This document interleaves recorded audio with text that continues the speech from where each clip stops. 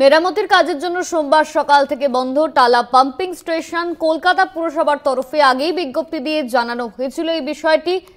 আজ সকাল 9টা থেকে মঙ্গলবার সকাল 6টা পর্যন্ত বন্ধ থাকবে টালা পাম্পিং স্টেশন। এর ফলে সোমবার সারাদিন কলকাতার উত্তরভাগ সহ বিস্তীর্ণ এলাকায় পানীয় জল সরবরাহ বন্ধ থাকবে।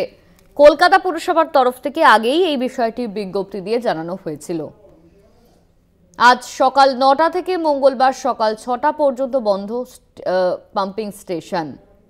উত্তর কলকাতা সহ বিস্তীর্ণ এলাকায় জল বন্ধ থাকবে।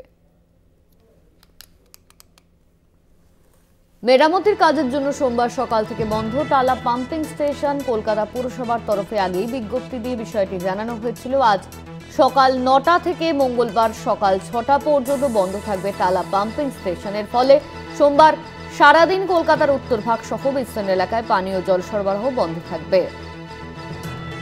এই নিয়ে কথা বলবো, আমাদের সঙ্গে ফোন লাইনে রয়েছেন আমাদের প্রতিনিধি দুর্গাদাস বন্দ্যোপাধ্যায়। দুর্গাদা, পুরসভার তরফে ইতিমধ্যেই জানানো হয়েছে যে কলকাতার উত্তরভাগ সহ বিস্তীর্ণ এলাকায় আজ পানীয় জল সরবরাহ বন্ধ থাকবে।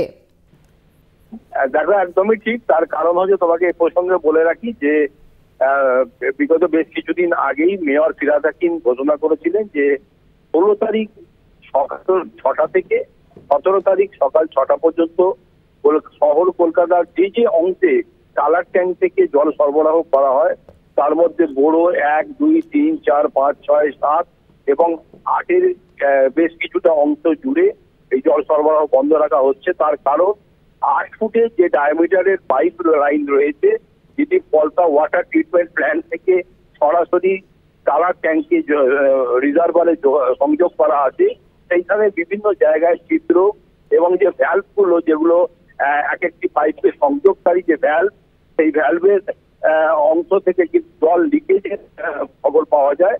পরবর্তীকালে সিদ্ধান্ত নেওয়া হয় যে যুদ্ধকালীন তৎপরতায় এই লিকেজ এবং ভ্যালভের সংযোগকারী যে বিষয়গুলো রয়েছে তার রক্ষণাবেক্ষণের কাজ করা হবে। পাশাপাশি হেভি ডায়ামিটার পাইপের সঙ্গে যুক্ত যে হেভি ওয়াটার পাম্প সেট গুলো রয়েছে, সেগুলোর রক্ষণাবেক্ষণের প্রয়োজনীয়তা দেখা দিয়েছে। ফলে আজকে সকাল 6টা থেকে যে জল সরবরাহ বন্ধ করা হয়েছে, গ্লাস জল সরবরাহ করার পর থেকে আগামীকাল সকাল 6টা থেকে আবার পুনরায় সংশ্লিষ্ট বড় অঞ্চলগুলিতে জল সরবরাহ স্বাভাবিক করা হবে। তার মধ্যেই রক্ষণাবেক্ষণের কাজ শেষ করে ফেলা হবে। প্রসঙ্গক্রমে বলে রাখা ভালো যে শহর কলকাতা টালার ট্যাঙ্ক শুধুমাত্র যে এই সংশ্লিষ্ট বড়গুলিতে জল সরবরাহ করে তা নয়, এক একটি চেম্বার থেকে বিভিন্ন অংশে টালার ট্যাঙ্কের জল সরবরাহ করা হয়। তাই যাতে মানুষের কোনো অসুবিধা না হয়, জলের অভাব বোধ তারা না করে, সেই জন্য যথেষ্ট পরিমাণে ওয়াটার ট্যাঙ্কারের মাধ্যমে এই সংশ্লিষ্ট বড়গুলিতে জল সরবরাহ সামাল দেওয়া হবে বলে ইতিমধ্যে প্রস্তুতি ছেড়ে ফেলা হয়েছে। ইতিমধ্যেই জল সরবরাহ বন্ধ হয়ে গিয়েছে এবং যুদ্ধকালীন তৎপরতায় রক্ষণাবেক্ষণের কাজও শুরু হয়ে গেছে।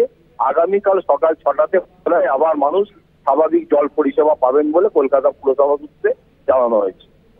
ধন্যবাদ তোমায় দুর্গা। আমাদের সঙ্গে ফোন লাইনে ছিলেন আমাদের প্রতিনিধি দুর্গাদাস বন্দ্যোপাধ্যায়।